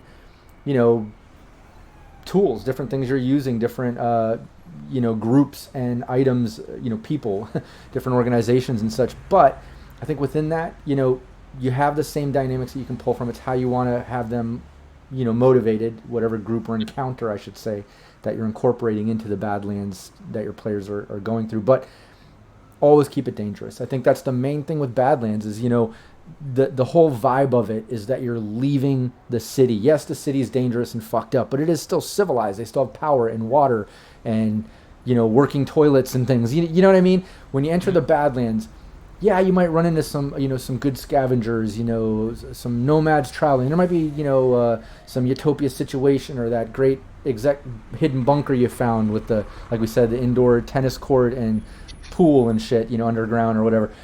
But no matter what, even if you're running into these good situations, incorporate some danger into it. Yeah, you met those nice people and they're working with you, but then somebody's fucking with them that now you have to deal with, or something comes in between that good situation or that good encounter, something disrupts it, or there's something to get past to get to it, not just disrupting but to get through. No matter what, I feel like when you get into the Badlands, there's going to be more chance for conflict, more of those sticky situations, and like we said, even if it's militia and it's not combat driven, it's going to lean into role play, it's still going to be considered, a sticky situation. It's that you got to make Badlands bad one way or another. I feel that. How do you feel about that? Comparatively to like city campaigns, you know what I mean? Yeah, absolutely. I think the difference in lens is just so much about it's the type of danger, not the level of danger, the type of threats, the inability for networks to fall back on, and I think it brings even more just more emphasis on understanding how important managing logistics is as part of a story element. So as you can use access to water, access to food, access to roads, access to ammo as your different things that are really important to build a campaign around, or even build a story hook around, and those are problems that don't exist as much in the city, where you assume you'll be able to go to a night market and find some stuff. Exactly. Yeah. Exactly. Get your fixer to get you your premium and above items sourced and shit, But yeah, Badlands, it's more dangerous. It's more cutthroat, and like Capricia says, sticky situations. But don't ask why it's sticky. I like that. That's stupid. I like stupid jokes. For just as a thing that I've made up that I'm gonna introduce into an NCS game when I get back to running those, is north of Morro Bay, or north of Night City in real life. There's a small town called Cayucos on the coast. Cayucos is actually like 100-year-old Western cowboy town, right? So it's got like a saloon mentality. It's got horse hitches and all that kind of stuff. And I was going to make it into a very much a RAFFEN SHIV versus Nomad, Old West style gun down place, where you got an old sheriff who can't fight off these people, and so he goes to town to get some young bucks to come help these guys in the ground. It's funny. Posse. Yeah. Oh, and Robert says Tombstone. It's not to interrupt, but it's funny because Cyber Smiley, hopefully he's still here in chat too. I was bouncing ideas with him on some Badlands stuff recently. Some things I have up and coming with gameplay. I don't want to get into it too much, but that's totally something he mentioned as well. Like when we were talking about, referencing and pulling ideas, whether it's book, film, TV, and all that. And he said that same thing, which I 100% agree. Badlands, very wild west. You can kind of check out some old Western movies and series and stuff and pull some great plot ideas from that, because the Badlands is very much like the wild west. I mean, they even mention that the east of the Mississippi is still treated like that, let alone how Badlands are out in like the wasteland areas of the west, where it is just desolate and fucked up out there. Yeah, I just want to see a cyber psycho say, "I'll be your Huckleberry," while pulling out a fucking tsunami, ready to let loose on some dudes. Hell yeah. It's funny that he said it too, because Robert just said the quote like, "You're no Daisy at all. You were just too high strung." But no, it's funny, but yeah, I'll be your Huckleberry. So, there's Cyber Smiley in the chat just said, "Yep." See, no, that's great. Great minds think alike, No, I think we touched on a lot of great things here, as far as everything Badlands for a Night City Live episode. We covered the dynamics and options and great ideas about scavengers and those types of encounters, the different gangs you might get into, including the RAFFEN and militias, and how that can force some good role play. The Pacifica Confederation up north, the federal government running their shit with militias over in the Boswash area and down the Boswash corridor, which goes from New York to Miami. We got into how that all came to be, and the whole power struggle of that, and the fragmented United States of America, I guess the fragmented states of America, so to speak. We got into the deep downers and the drift nations, which I was excited to do. No one really talks about that stuff. And I think it's great to work in. I've had some water things. Like I said, I have that upcoming sort of planned rig thing, and I like the idea of dropping it down to the deep downers. It even just gives so much more creative ideas and options. But I think we covered a lot of great Badlands stuff. If there's anything else that we didn't cover, or any other ideas that people in the chat had, drop it into chat right now. It's, last call. Say it now or not at all, because we're going to wrap up this episode. I feel like we covered a lot of great stuff. Oh, Cyber Spies, Silverado was a great Western. Exactly, yeah, great one. Looks like someone just walked all over your grave, said the Cyber Psycho. Yeah, see, exactly, like old Western sayings. Like it would be fun, like as a GM, to kind of have that Cyber Psycho or someone have that rednecky vibe to it, and pull some old Western badass slogan out. This said held a message about Cyberpunk. Oh, that's funny. Forget about Cyberpunk, Cyber Rednecks. I missed it all. Yeah, not Cyberpunks, Cyber Rednecks. I like that. It's funny. But no, I think we covered everything Badlands. What were you going to say? Want to interject something? Oh, I was just going to say, one of the things that I think is really interesting that's right outside of Night City that you can use as a story hook is 60 miles southeast of Night City is Vandenberg Air Force Base, which is part of it's a ballistic missile military base for the United States. So if it hasn't been nuked or hit by a rock or something like that, there are nuclear weapons 65 miles from Night City. Mm-hmm. So you can use that as a story hook for all sorts of fun stuff. And Capricious even mentioned that too. Military bases out in the wastes, out in the Badlands. And yeah, there's a prime example that Lobster just mentioned. But yeah, you can pull from real world, military bases and locations and pull them in. And like you said, it might be a little different now, during the time of Red than what it once was. But that's where a GM can get creative and pull in some weird situations or scenarios that the team has to deal with. But totally, out in the Badlands, you're going to come across, just like we mentioned, like bunkers and other things in independent militias, scavengers game. You might come across an old abandoned town, like that Western idea, or a military base. Maybe it's active, maybe it's not. Maybe a militia took it over, a gang took it over. Maybe it's abandoned. Maybe you can explore it. Maybe it's booby trapped.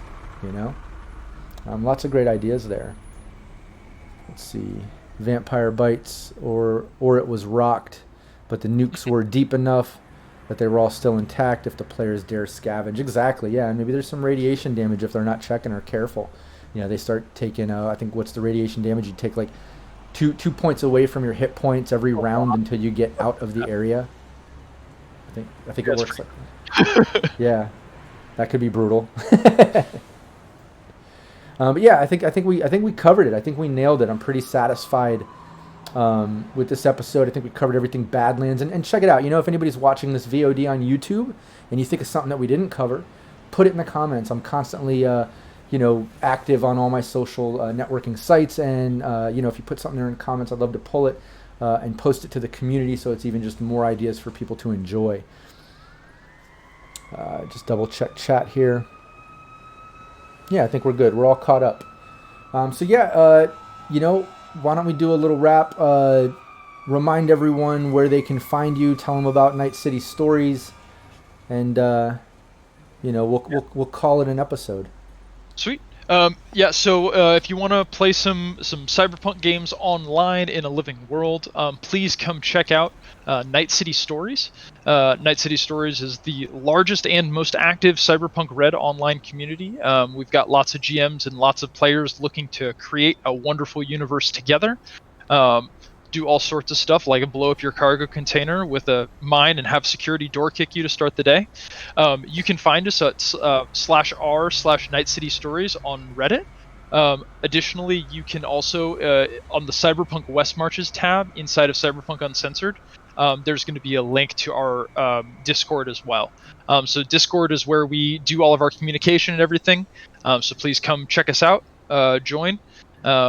If you're a GM or want to GM, I'm part of the Stories team, and we do all sorts of stuff to help people feel ready to GM Cyberpunk Red. So we will always want you in your games to come tell our stories in our world. So come check us out, please. Oh, yeah, well put. And anybody that's not familiar, cyberpunkuncensored.com is where you can go to see everything that I have going on with Cyberpunk Uncensored. All the links are there. You can get to the Twitch, the Cyberpunk Uncensored YouTube, all the places that the podcast posts to. You can get to our Discord. You can join our newsletter. You can get to the Patreon, where I have a bunch of cool perks and things there for the community as well. But while you're at cyberpunkuncensored.com, make sure you check out all the free assets. If you look there on the front page, it's all blog driven. You'll see the hashtag free stuff. Click that and check out all the great stuff from the Cyberpunk Uncensored community. We have so many people that join our site and post to the blog.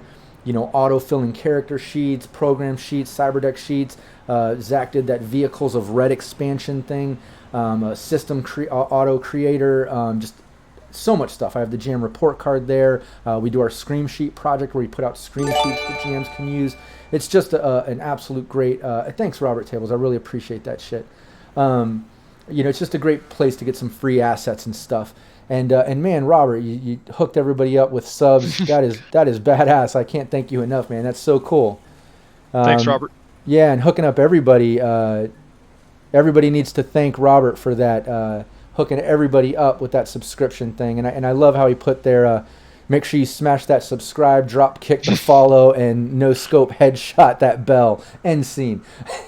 I need to have Robert do my outros. I think that summed it up perfect. That was great.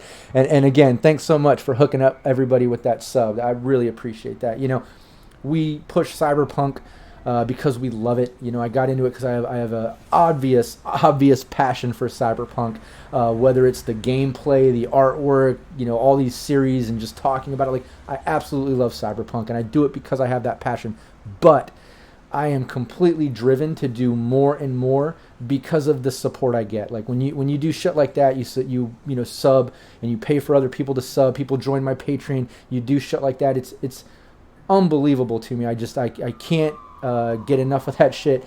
It makes me smile and it motivates the shit out of me. It's the fuel on my fire, which keeps me putting out videos and series and interviews and just more and more Cyberpunk shit. You know what I mean? So if you like the things that we're putting out, keep doing that. Keep supporting and pushing us forward. I have a lot of great things coming up, some more gameplay. I have a monthly ongoing with Cyberpunk Uncensored. I just started up a new weekly I'm doing for Sirenscape every Thursday. You can go over to Sirenscape on Twitch and check out that gameplay. We just had a session 0 last Thursday. This Thursday that is the continuation. But there's just so much shit going on. So again, thanks so much for the support. I appreciate it. And yeah, we'll see you everybody next time. Thanks so much. Take care. Sweet. Bye, y'all.